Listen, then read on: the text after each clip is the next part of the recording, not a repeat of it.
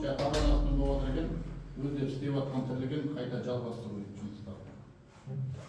Соған байланысты тыңдау өтіп видео түсіріп алу керек. Видео ма? Иә.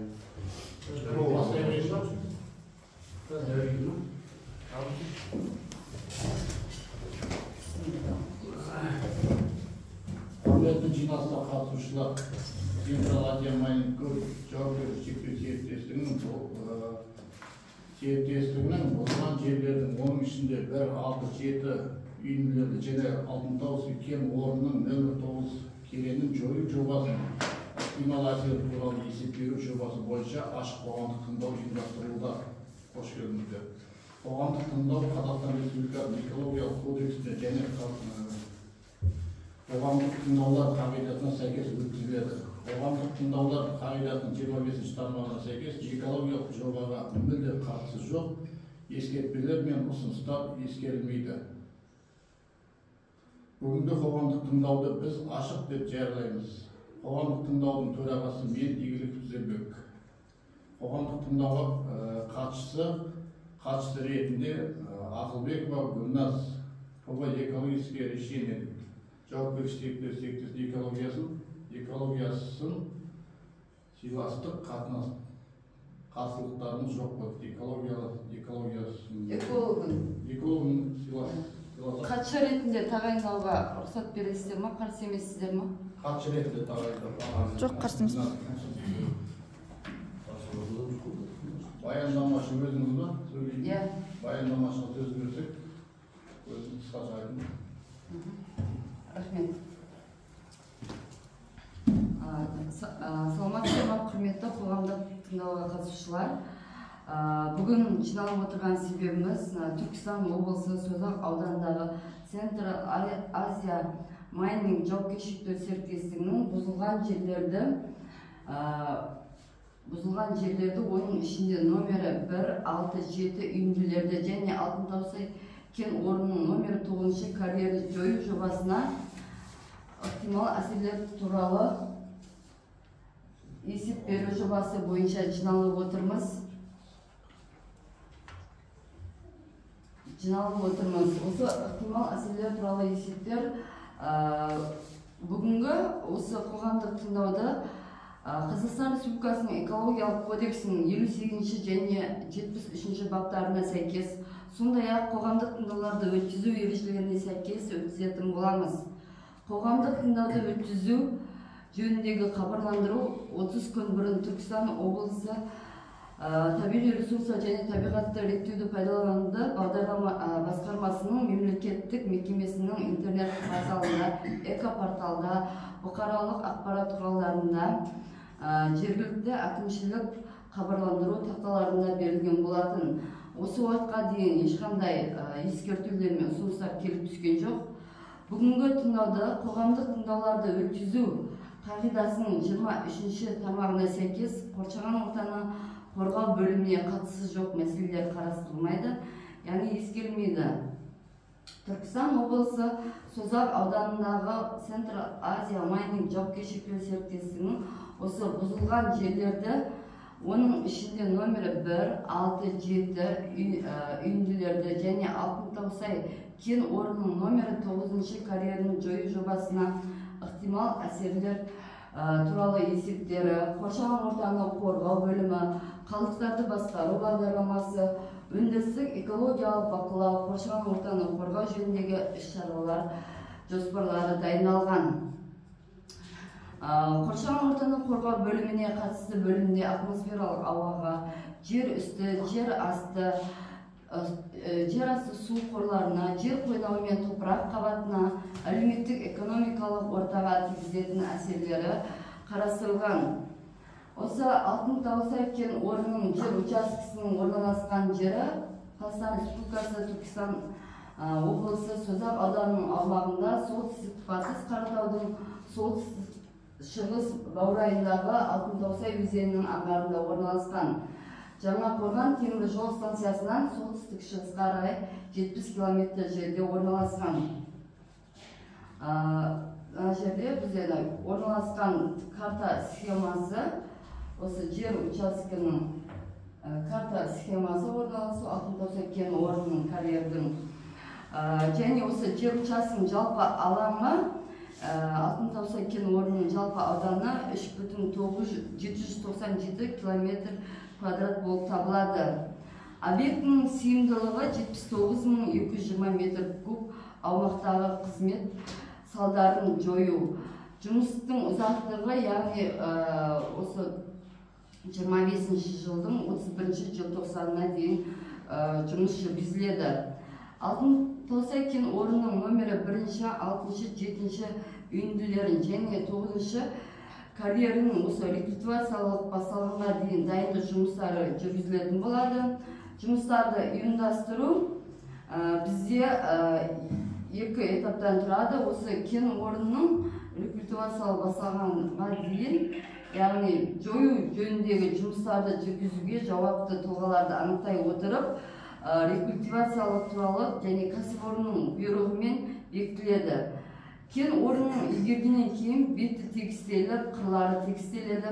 Осылайша 25 жылғы технологиялық көлік пен жабдықтар жер қойнауын пайдаланушының арнайы қоймаларына тасымалданады. Осы карьер Қазақстан Республикасының экологиялық кодексінің 2 қосымшасының 1 бөлімінің 3/1 тармағына сәйкес қатты заттарды алу және байыту кен таралған пайдалы қазбаларды қоспағанда осы карьер 1 санатқа жатады. Жою жұмыстарын 2 кезеңге жүргізу жоспарлауда. 1 техникалық, 2 биологиялық. Осы техникалық кезеңі келесі жұмыс түрлері қамтиды, яғни карьердің периметрі бойынша қоршауларды орнату, қалдық үйінділерінің беткейлерін тегістеу, бетін жоспарлау.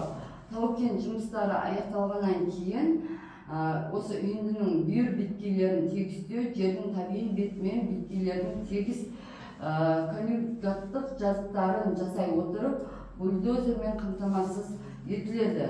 Үйінді беткейлерін тегістеу кезінде үстеме жыныстардың мөлшері 259.980 метр кубты құрайды.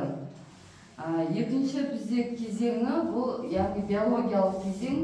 Биологиялық кезең келесі жұмыс түрлерін қамтиды. Бұл жерде топырақ жамылғысының табиғи қабаттарының өздігінен өсімділігі, су қоймасы ретінде және қалған қалдық үйінділерін тегістеуден зардап шекпейді. Яғни мелиорациялық кезеңнен кейін сапаны жақсарту бойынша қосымша шаралар қалпына келтірілген жерлер талап етілмейді. Осы карьердің су, яғни су ресурстары бойынша карьерде су ішу және бұл жерде бізде суды техникалық қажеттіліктер үшін қолданылады және адамдардың, жұмысшылардың ішу үшін қолданылады. Яғни суды тұтыну көлемі ауызсу үшін бізде 25,48 метр куб қолданылады. Техникалық су үшін 980 метр кубты құрайды. Тұрмыстық сарқынды суларды, яғни шығарумен биожетханаға ағынды суларды үймен арнаулы келісімшарт арқылы кәріз машинамен шығарылады. Атмосфераға әсері. Осы бізде карьерде атмосфералық қоршаған ортаға әсері 3 ұйымдастырылмаған көздер шығады. Бұл жерде 6.1, 6.2, 6.3. 6.1 дегеніміз бұл жерде жүк тиегіштің жұмысы, яғни қазу, тиеу жұмыстары жүргізіледі. Экскаватор жұмыс істеген кезде бұл жерде атмосфераға құрамында, яғни кремний диоксиді бар биорганикалық шаң бөлінеді. Жұмыс уақыты 11 сағат алынады. 6.2 бұл жоспарлау жұмыстарындағы бульдозердің жұмысы. Яғни бұл жерде де экскаватор жұмысымен жұмыс істелінеді. Бұл жерде де биорганикалық шаң бөлінеді. Жұмыс уақыты 11 сағат.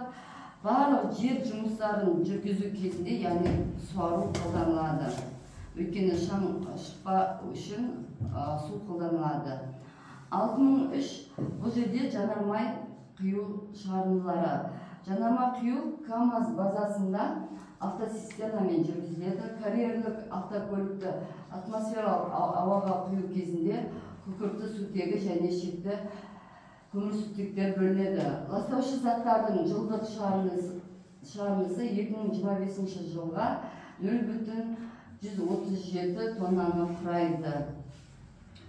Осы карьерде пайдаланған кезде қалдықтар бөлінеді. Қалдықтар, яғни объектінің пайдалану кезіндегі қатты тұрмыстық қалдықтар, майлы шүберектер. Тұрмыстық қатты қалдықтар 0,15 тоннаны құрайды, майлы шүберектер 0,13 тоннаны құрайды. Тұрмыстық қатты қалдықтар арнайы аламшаларда, контейнерлерде жиналынады.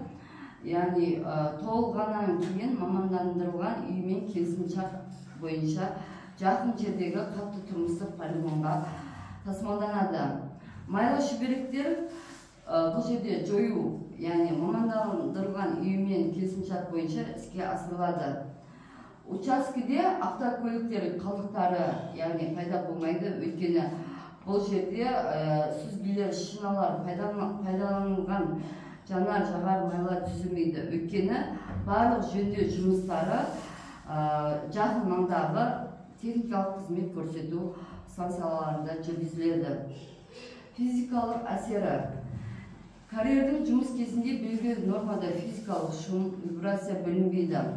Адам өміріне кері әсері байқалмайды.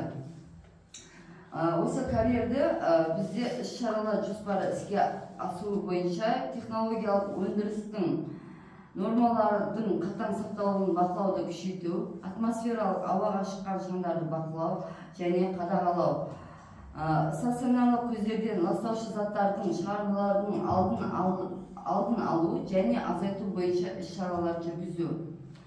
Аумақты абаттандыру, яғни жасыл желекті ұлғайту. Кәсіпорын аумағында ағаш отырғызу қажет. Экологиялық зерттеу фонын анықтау, қоршаған орта жағдайлары, қоршаған орта сәйкескендіру мүмкін теріс әсер ету, индустриялық бойынша іс-шаралар, экожүйелер ұйымдастыру болып табылады.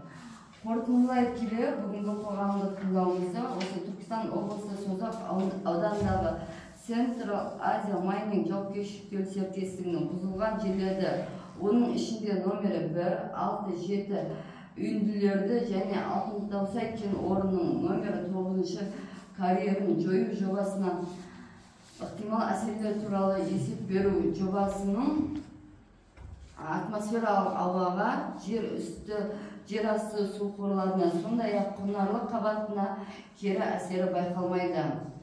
Түркістан облысы экология департаментінен ескертулер мен ұсыныстар келіп түскен жоқ. Бүгінгі баяндамам аяқталды. Сұрақтарыңыз, ұсыныстарыңыз болса болады. Баяндамашы Гүлназ ханымға ұсыныс пікірлеріңіз, ескертулеріңіз бар ма?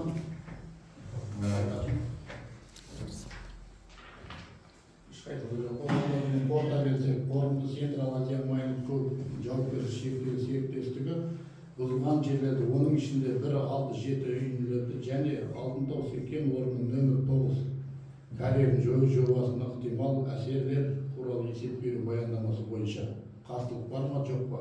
Қарсылық бар ма, жоқ па? Жоқ дегендеріңіз, қол көтеріңіздер. Қарсылық жоқ дегендеріңіз. Қатысқандарға рахмет. Баяндамасын тыңдағандарыңызға. Бүгін қоғамдық тыңдау жауап берді.